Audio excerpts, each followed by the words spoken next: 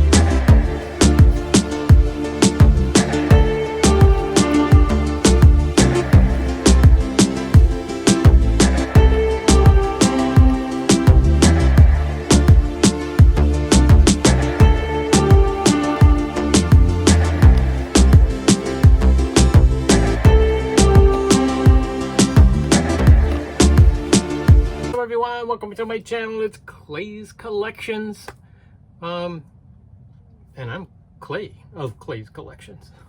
Thank you guys so much for joining us today.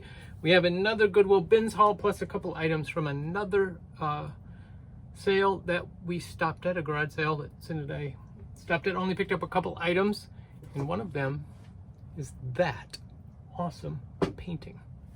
Let me get it. Oops, got my garbage can open.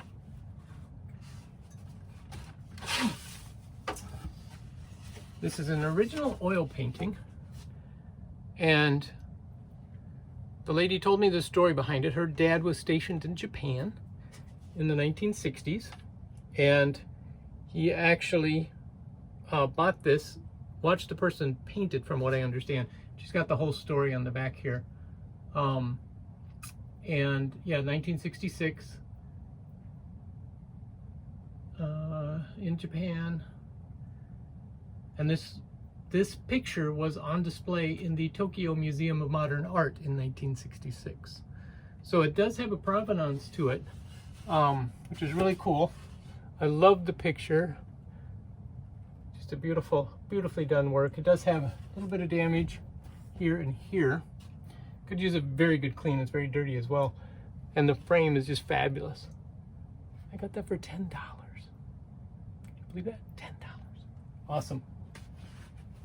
So, yes. Wonderful piece. I'll have to do some more research on the artist. They have the name on the back, shows all the information. I haven't done much research on it at all. So that was an exciting find. So if you guys are new to our channel, I am a dealer in antique vintage items. So I sell on eBay. I sell at an antique store in downtown Hopkins, Minnesota.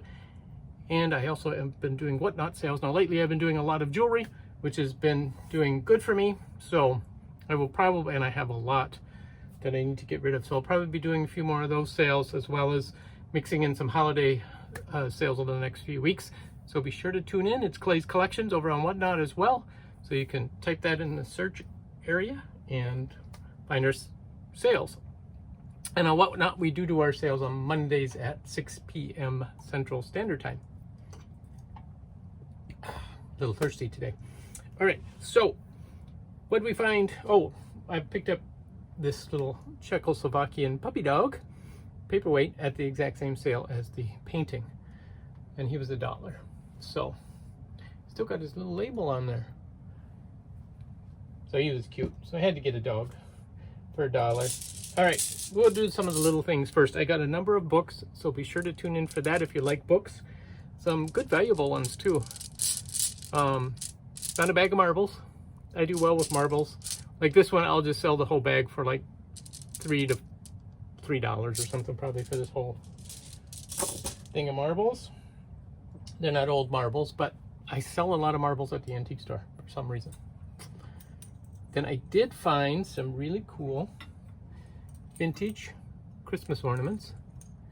These are Shiny Brights, marked on the top. The 2 bells. And then I also found this round one. And it doesn't say Shiny Bright, it just says Made in the USA on top of it. So it's another cool ornament. But the very first thing I found in the very first bin, which I was excited about, was this amber refrigerator dish. So I found the dish and I was like, oh cool, you don't see the amber ones too often. You usually see them in clear, right? And then I dug around until I found the lid, and they're both in excellent condition without any chips to them. So I thought that was awesome to be able to find those two without any issue to them. So that was great. Oh, and then I found this little bag of magnets and stuff. This one says, an apple a day will keep anyone away if thrown hard enough. Little magnets like that I sell down at the Pink Elephant. We have a nice eclectic mix of people that come in, and they'll love that. This is a postage pen. I don't know when it's from, but it's an Olympic sponsor. U.S. Olympic Festival, 1990. So, U.S. Post Office. Olympic pen. People collect the Olympic pins. This is a magnet. It's an Elvis magnet with the pink Cadillac. Elvis's famous pink Cadillac. And I also found this brownie badge that was never sewn on. Girl Scouts brownie badge. So, again, I pick up those little things, put them down at the Pink Elephant for $1 or whatever, because I'm paying, 10 cents for one of these items. So that's a great model. Found some pricing tags. I always use pricing tags. Found a vintage bag of crafting flower pots. These are wooden ones. Oh, they're local too, Lakeville, Minnesota. That's here in the Twin Cities, so that's fun. And also found this. I love the graphics on the tag. These are made in Hong Kong. These are the plastic needlepoint needlework circles. So, Lee Ward's They were originally bought at 4.5-inch PVC circles. Found a couple tape measures. Armstrong ventilating ceilings. So that's fun. Oh, this is 1/4 inch scale. So that's all in measures in 1/4 inches. Not even inches. Oh, and then on the back side it's a 1/8 scale. This is probably designed specifically for sewing, I would say. And then there's this one, which is Lufkin 6-foot tape measure. And those are just fun. People pay, you know, collect those as well. I did find a Tupperware bowl, mixing bowl in the blue.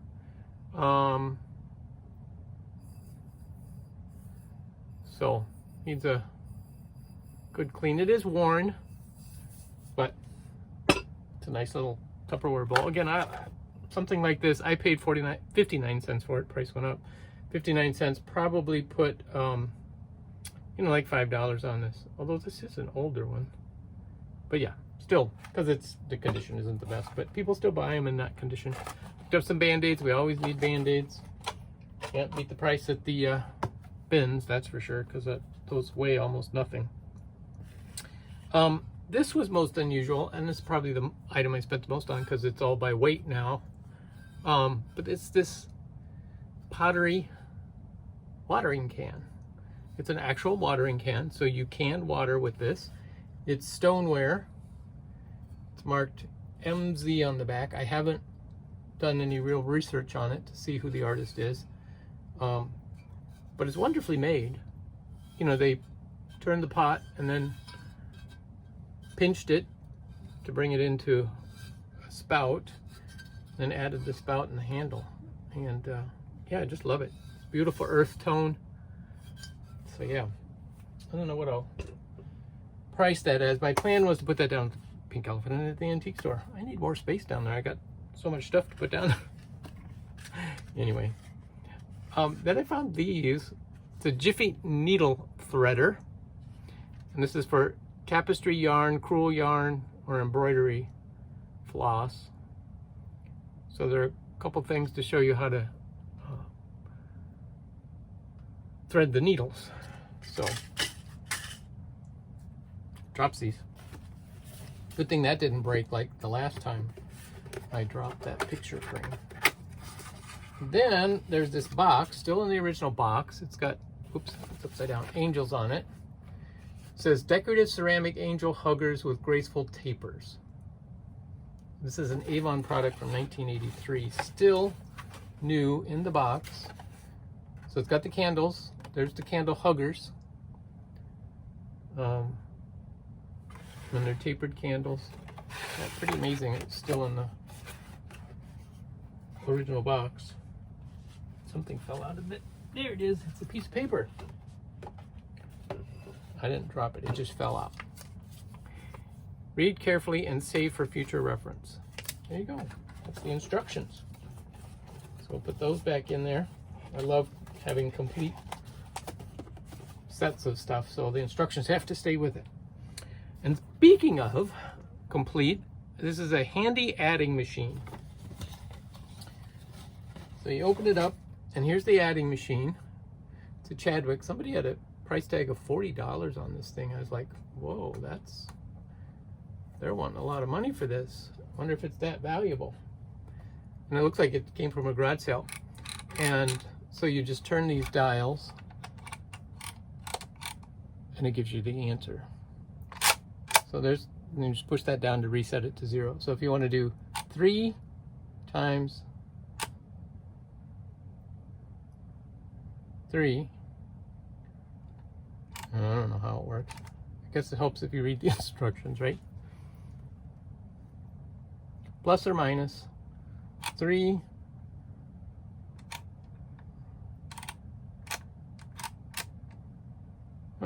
Anyway, made in Japan.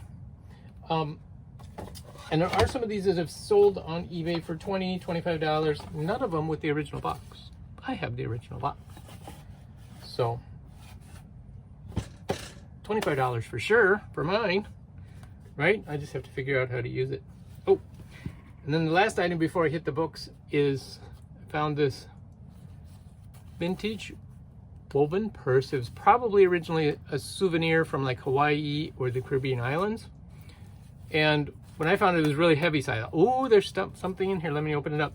Somebody used it as a sewing basket, and they had sewing supplies in here, plus some knitting needles and crochet hooks. So I took all of that out because none of it was, you know, I sorted through it, but none of it was of any real value.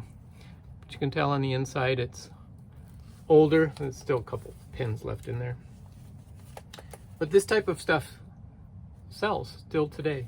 It does have a little bit of damage on top, but again, it didn't weigh hardly anything. So that's a good find. All right, let's get into the books.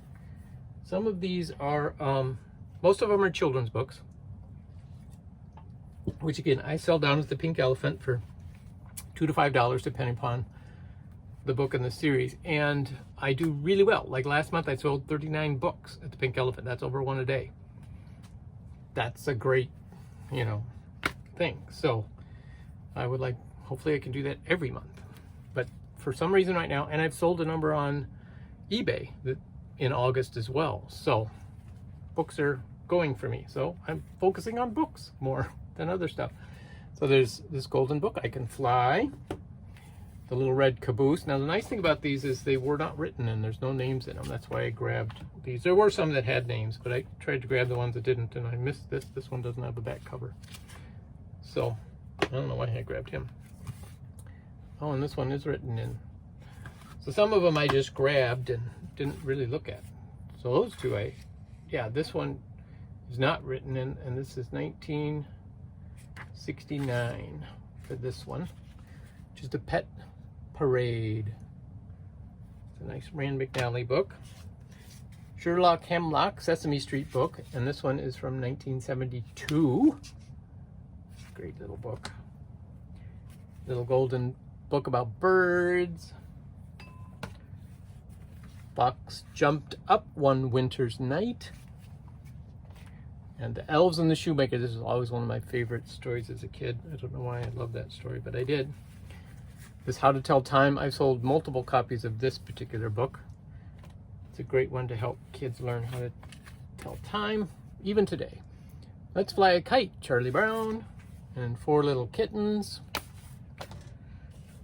So yeah, those are the golden books I have. And then there's this one, Gopher Tales for Papa, by Wolfsrud. A lot of these were library books, the hardcovers. And like this one is 1969. And I couldn't find anything on him when I tried to look him up, that book. All right, this one, In the Flesh by Clive Barker. This is like, you know, Tales of Terror by Clive Barker. And this is a $10 to $15 book. It's got the original dust jacket on it. This actually isn't that old. I think it was 1980 something. 1986. So, picked up this one, The Short Novels of John Steinbeck by the Viking Press. This is a 1953 edition. I didn't realize, again, sometimes I'm so excited and I get distracted. I don't look over the condition really well. This did have some water damage on the bottom, so anyway. All right, now this one's an interesting book. James Clerk Maxwell and Electromagnetism. So it's Immortals of Science. Again, it was a library book. And it's from the 1962, but it is in like perfect condition. So I don't think anybody ever checked this one out. It's the first printing. And other than, you know, that library card being glued on the front page, it's got the plastic cover. The dust jacket is almost perfect, except for a little wear on the bottom of the spine. Just a hair on the top. And this book is actually, there's only one that I could find. It was from England, sold for 17 pounds or euros. So that's kind of a fun little book. probably worth, I would expect it to be about $20 here. And again, there's none listed. There's only the one that's sold overseas. So this is Homestead on the Hillside. That's very faded on the front, by Mary Holmes, and it's 1923 copyright. And I have another one of her books, similar cover, same publisher. So I'll probably put those two together and sell those. Here's another great book, Adventures of Arab by Slobodkin. I assume that's how you say it. I'm just making it up as I go here. This is one of these children's books with great illustrations on it. 1946. And again, this one is in excellent condition. There are not very many of these, especially with the dust jacket, which is, like I say, this one is in excellent condition. And I believe this one is probably a $25 to $30 book in this condition. So that was a good find. This one, I have no idea. It's a Hans Christian Andersen book. It says Icelandic OPH. And it is written in a different language. I don't know if it's, I assume it's Icelandic. Or Norwegian. I don't really know. But I picked it up because I'm like, 1904 this edition is. I could do some more research, but it's not in very good condition. But I just thought it was cool. I love foreign books for some reason. All right, here's another Grandfather's Chair by Hawthorne. And a lot of these books were from the same person. And it looks like they must have had a library sale and they bought a lot of books from this school district because they say property of East Alma School, and then that's crossed out and her name's written in it. So I think she must have bought a number of these. So this is the 1896 edition.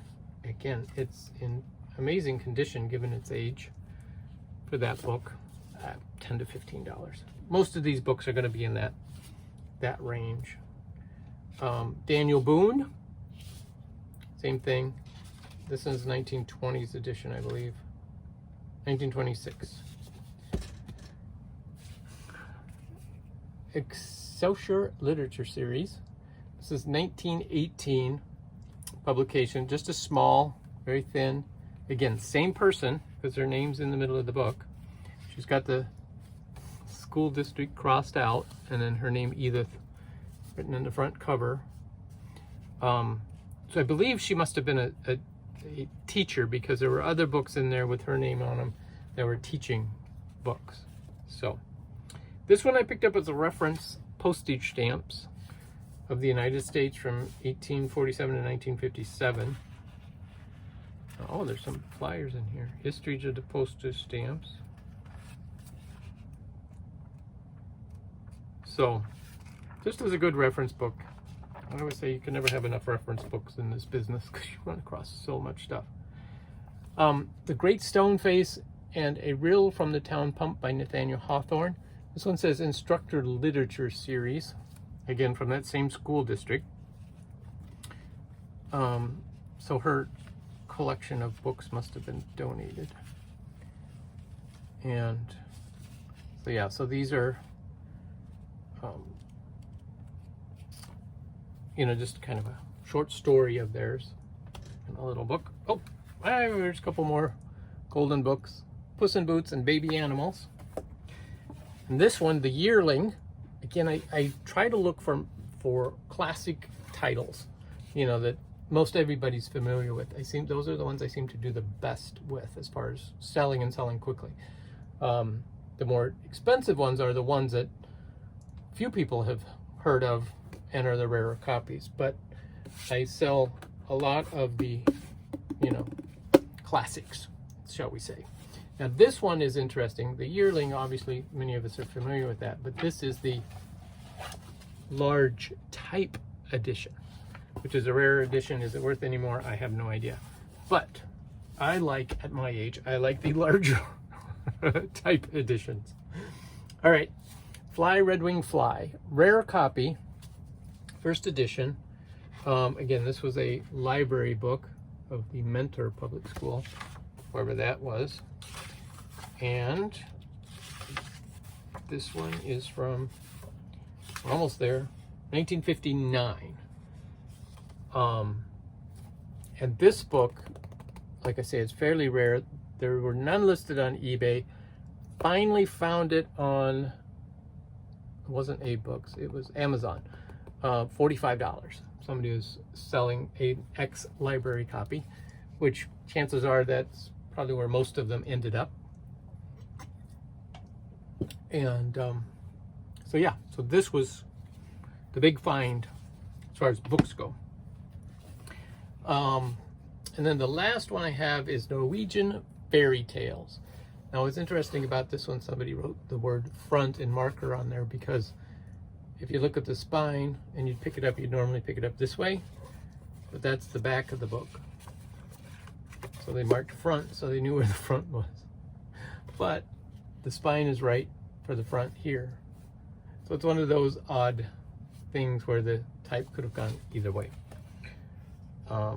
And these people gave it as a gift in 1967. This is the 1964 third impression. Again, this is probably a $10 book. It's not in the best of condition. Somebody chewed on the corner. And last but not least, I bought a book for me, a music book, Ferrante and Teicher. Saw them live in concert back in the 80s, early 80s. Was my absolute favorite in-person concert. They were hilarious. I had so much fun at that concert. I laughed so much. I love their performance, and you can still see them on YouTube. So they have a lot of their old performances on YouTube. So if you go out to watch, type in Ferrante and Teicher on YouTube, you can see some of their great performances over the years. But anyway, that's what we got today at the bins. Thank you guys so much for watching. We'll catch you next time.